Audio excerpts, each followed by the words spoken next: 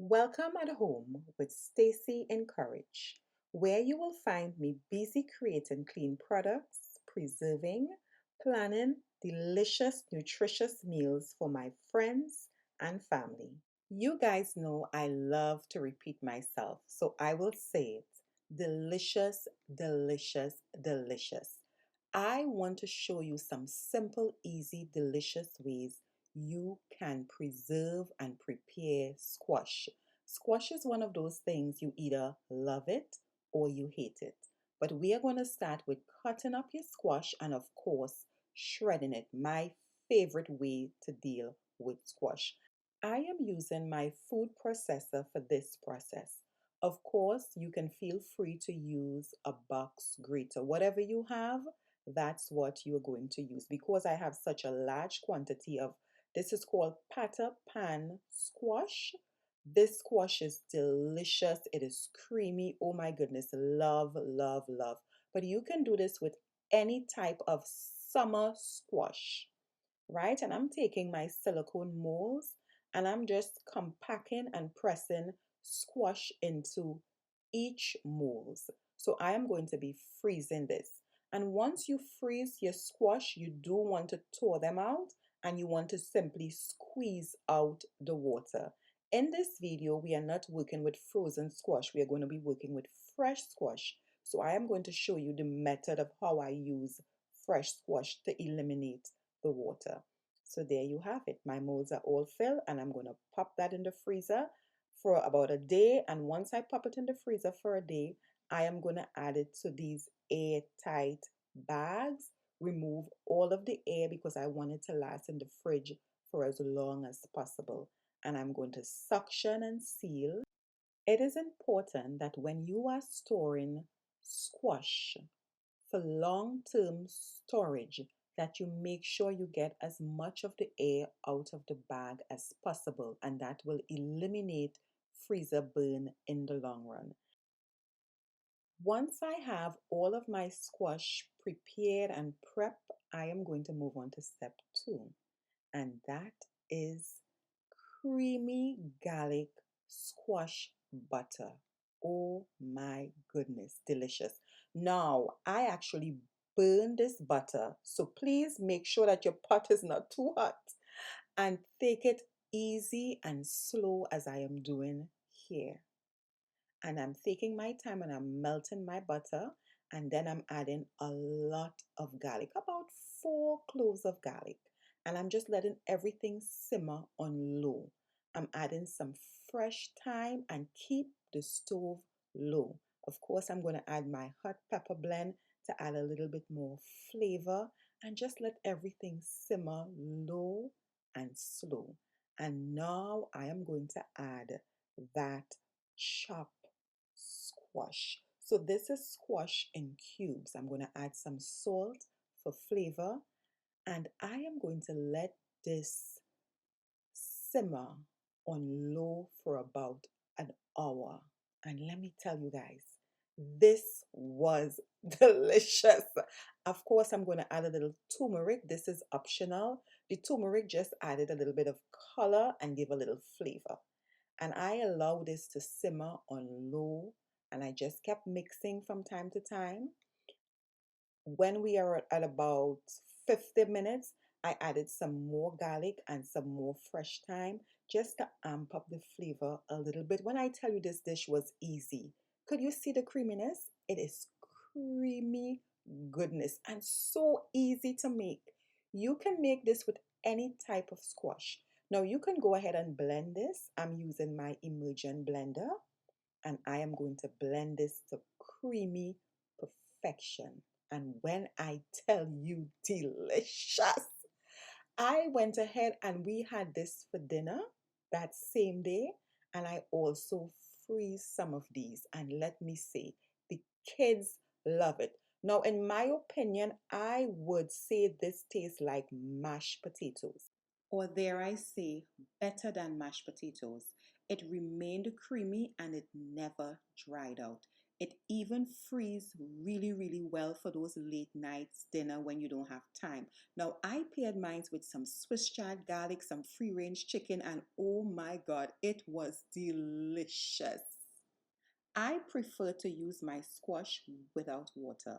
So I sprinkle a touch of salt on my squash for about 15 minutes and then I squeeze out the water in my squash. Now, squash is one of those things I prefer dry when putting in breads. So here I am just chopping up some fresh, what is this, basil from my garden, and I'm going to squeeze out all of that water. Can you see that?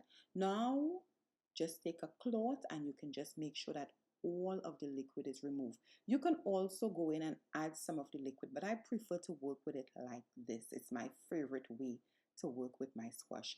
I'm going to add that basil. Of course, you know I have to add my garlic. I'm a garlic girl. And I'm just going to kind of mix that together. Now, waffles is one of the easiest things to make.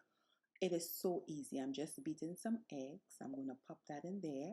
I'm adding a little touch of heavy cream just to give it some nice smooth texture. And now I'm just going to mix everything together so it is well incorporated. Okay, and of course we have to further flavor this. You can use cilantro, you can use parsley, you can use anything you want. Now I am going in with my squash liquid and I'm adding a little bit more liquid. Of course I'm going to add my pepper blend, a little salt to taste because I'm not using any cheese in this, and I'm just simply adding about a half cup of flour just to sort of bind everything together. And I am adding about a quarter teaspoon of baking powder. Now this is optional, but I want a little fluff. And I'm just going to mix everything together. Now, if you want to turn this into pancakes, by all means, just simply add some more squash liquid. I want this texture a little bit firm, like a breadish type of texture. So I don't want it too runny. But if it's runny, it works just the same for pancakes or maybe for more, just for a little bit more run. I love this texture best. And I'm just going to plop a dollop, a big dollop of that in my waffle maker, and I'm going to get to work. It took me about, what, 3 minutes? And I now have some delicious, nutritious, healthy waffles that myself and my family absolutely enjoy. Let's follow the same step to prep our squash by just sprinkling some salt and letting that sit for about 15 minutes or more. I am cutting up some butter to make a pie crust. Now I have 3 pie crusts under my belt, but I'm not showing you guys how to make them just yet. It's coming soon. But we are going to be taking our cold pie dough, very important, and we are going to be rolling that out. It is hard, but that's what we want. And we're going to just roll, and as it breaks, we're going to put it together. And I'm using just a mason jar lid, and I'm making some shapes for my mini pie crust. And this is one of my favorite things to make, quiche. I'm going to pop that in the fridge, let it chill, very important to keep everything chill. I'm just chopping up some onions, nice and small, and I'm going to saute some onions. And I'm also going to do some bacon. I'm going to use that same bacon fat, and that's what I'm going to be sauteing my onions with. I want all of the smoke, all of the flavor. We are building flavors. That's why it is so delicious. Of course, I got to add some lovely minced garlic in there to just add more depth of flavor. And of course, now I'm going to let my quiche, put my quiche in the oven for about 20 minutes. You want this to cook before you add your egg custard. And here I am adding my eggs. So I'm beating my eggs with some cheddar cheese. Simple, clean ingredients. Once you add all of your cheese to the mixture, go ahead and crunch up your bacon nice and small and add it to the egg custard. All of these things help build flavor. Give it a good mix, and we're going to continue to flavor this. I am adding some fresh tarragon. Love, love. Actually, this is dry tarragon. Sorry. as well as some of my spice blend to add more depth of flavor. I'm also adding my pepper blend. You can use black pepper and a sprinkle of baking powder and give that a good mix. Now that we have built the flavors, we want to take our dry squash, winter squash, and make sure to break that up. That way it's not clumpy. And we are going to add this to our egg custard and give it a good mix. Of course, add that caramelized onion and bacon fat to this mixture. And when I say delicious, could you say it with me? Delicious. Kids, everyone will enjoy this dish. Add a splash of heavy cream just to give it some And we're going to continue to mix. And now we're going to pour this into our pre-cooked pie crust dough. And this is just a one layer dough. It's not too much, just to give a little texture at the bottom, right? And we're going to make sure that we fill this up nice. And that is how simple it is. Can you see this? So these are some simple ways you can use different squash. I know squash tend to be boring, but you do have to learn how to build flavors to enjoy squash. And these are only a few of the recipes I have. Could you see this? Ah, this is delicious. It freezes well as well. The kids love it. I mean, it is just, oh, thanks for watching.